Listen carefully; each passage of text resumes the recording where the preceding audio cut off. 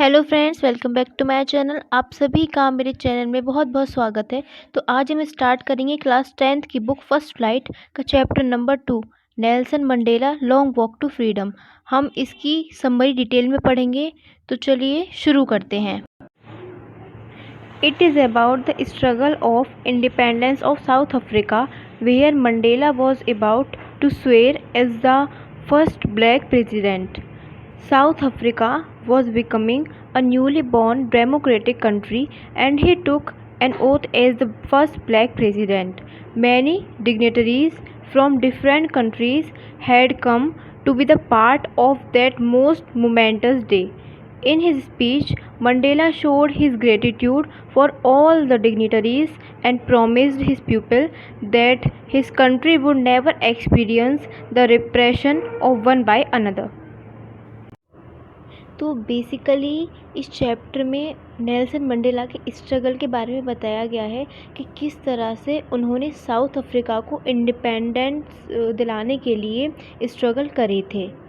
और इसमें ये भी बताया गया है कि वो कितनी खुशी का दिन था साउथ अफ्रीका में जिस दिन नेल्सन मंडेला वहाँ के फर्स्ट ब्लैक प्रेसिडेंट बनने वाले थे, क्योंकि अभी तक कोई भी वहाँ पर मतलब जो ब्लैक्स थे वो कभी भी प्रेसिडेंट नहीं बने थे या उन्हें ऐसी कोई बड़ी पोस्ट नहीं मिली थी। ज़्यादातर वाइट्स का ही रूल चला करता था वहाँ पर। तो वहाँ उस दिन सबके लिए बहुत खुशी का दिन था और नेल्सन मंडेला और उनकी जो डॉटर हैं ज़िनानी, वो भी बहुत खुश थी, क्योंकि अब साउथ अफ्रीका डेमोक्रेटिक कंट्री बनने वाला था। अभी तक वो डेमोक्रेटिक नहीं था और भी बहुत सारी कंट्रीज से दूर दूर से लोग आए थे नेल्सन मंडेला की खुशी में सेलिब्रेट करने के लिए, उनकी खुशी को सेलिब्रेट करने के लिए, शामिल होने के लिए। और भी बहुत सारे लोग आए थे दूर दूर से, जैसे कि लिख रखा है ना यहाँ पर डिग्निटरी, तो उसका मतलब यही है। और वो सबके लिए बहुत खुशी का दिन था। और उनकी स्पीच में मतलब नेल्सन मंडेला की स्पीच में ग्रेटिट्यूड दिख रहा था उनका, और वो बहुत खुश थे कि और सारे जो लोग हैं आसपास की कंट्रीज़ के, उन्होंने अब भी उनकी कंट्री से रिश्ता बनाए रखा और वो भी उनकी खुशी में खुश हैं। उन्होंने अपनी स्पीच में ये भी कहा कि अब उनकी जो कंट्री है साउथ अफ्रीका, वो कभी भी अब किसी के दबाव में नहीं रहेगी। कोई ऐसा इंसान उस पर रूल नहीं करेगा जो कि उन्हें दबा के रखे, और कोई रिप्रेस नहीं करेगा उनको। उन्होंने अपनी स्पीच में ये प्रॉमिस किया लोगों से। Democracy had been stabilized in South Africa and a government of no prejudice had to be stabilized too. Two national anthems were sung by the people of South Africa to signify the day. अब finally south Africa में एक ऐसी government बनने जा रही थी जो democratic थी, मतलब कि वहाँ पर किसी एक इंसान कोई रिप्रेस नहीं कर सकता किसी को, और एक कोई पार्शलिटी वगैरह नहीं चलेगी, सभी इक्वल होंगे गवर्नमेंट की नज़र में। और जिस दिन नेल्सन मंडेला ने प्रेसिडेंट बनने के लिए ओथ ली और स्पीच दी थी, उस दिन 2 नेशनल एंथम्स गाए गए थे लोगों के द्वारा, जो कि सिग्निफाई कर रहे थे कि कितने खुशी का दिन है। Mandela recalled the Boer movement in which blacks were exploited by whites. In life, a man has 2 obligations: first towards his family, his parents, wife and children, and on the other hand towards his country, people and community. यहाँ पर बताया गया है कि south Africa में एक system चला करता था जिसे कहते हैं अपार्थाइड। इस सिस्टम में क्या होता था कि जो ब्लैक पीपल हुआ करते थे उनको डिस्क्रिमिनेट किया जाता था उनकी कलर की वजह से। तो इसी सिस्टम को हमारे जो मंडेला जी हैं उन्होंने बंद कर दिया कि अब कोई भी जो ब्लैक हैं वो किसी के द्वारा रिप्रेस नहीं करे जाएंगे, कोई भी उन पे दबाव नहीं डाल सकता, और सब सब गवर्नमेंट की डेमोक्रेटिक नज़रिए में सब इक्वल होंगे। और उन्होंने ये भी कहा कि एक आदमी की ज़िंदगी में उसकी 2 ऑब्लिगेशन होती हैं, 2 ड्यूटी होती हैं। एक तो होती है उसकी फैमिली के टुवार्ड्स, पेरेंट्स की, वाइफ की और बच्चों की, और दूसरी होती है उसके कंट्री, पीपल एंड कम्युनिटी के टुवार्ड्स। ओके, इस चैप्टर में आपके लिए कुछ ध्यान देने वाली बातें हैं, जैसे कि जिस दिन मंडेला जी ने जो ओथ ली थी वो कौन सा दिन था, क्या डेट थी उसकी, और कौन सा सिस्टम चला करता था वहाँ पर, अपार्थाइड चला करता था। तो ये सारी चीज़ें आप चैप्टर में ध्यान से पढ़िए, क्योंकि इसमें बहुत बार क्वेश्चन बन जाते हैं। तो चलिए अब आगे की हम अपना चैप्टर कंटिन्यू करते हैं।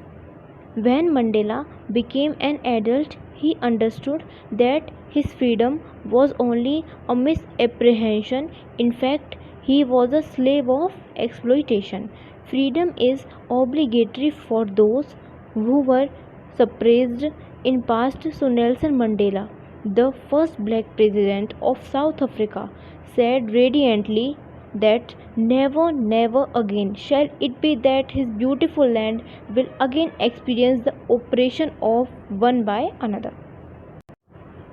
इसमें बताया गया है कि अब जो नेल्सन मंडेला थे वो जैसे जैसे बड़े होते गए उन्हें समझ में आने लगा कि जो उनकी फ्रीडम है वो वास्तविक है ही नहीं, उनको फ्रीडम दी ही नहीं गई थी।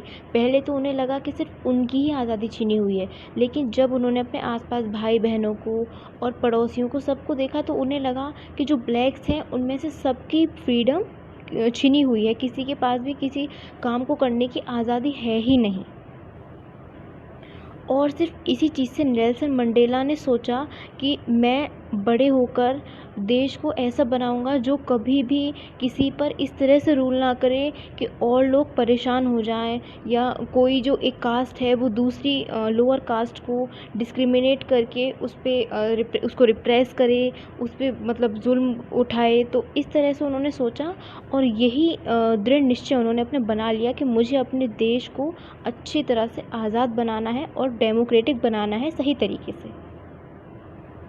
नेल्सन मंडेला जो कि फर्स्ट ब्लैक प्रेसिडेंट थे, उन्होंने अपनी स्पीच देते वक्त कहा कि अब ऐसा कभी भी नहीं होगा कि उनकी ये जो ब्यूटीफुल लैंड है, मतलब जो साउथ अफ्रीका है, अब उसे किसी के दबाव में रहना पड़े। मतलब कि जैसे पहले वाइट ने रूल किया था, तो कोई भी एक इंसान किसी पर इस तरह से रूल ना करे कि उसे रोना पड़े।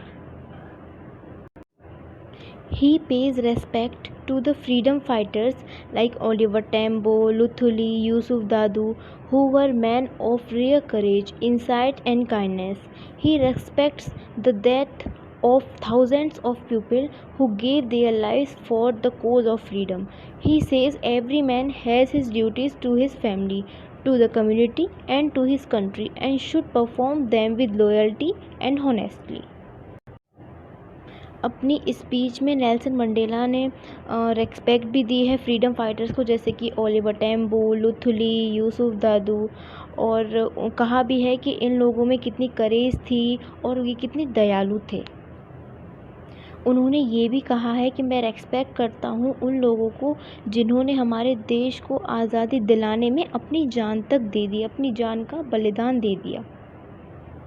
और उन्होंने कहा कि हर एक आदमी की अपनी अपनी ड्यूटीज़ होती हैं, उसकी ड्यूटी होती है कि वो अपनी फैमिली को देखे, कम्युनिटी को देखे और कंट्री को देखे, और उसके साथ साथ वो अपनी फैमिली, कंट्री और कम्युनिटी के साथ लॉयल रहे और होनेस्ट रहे।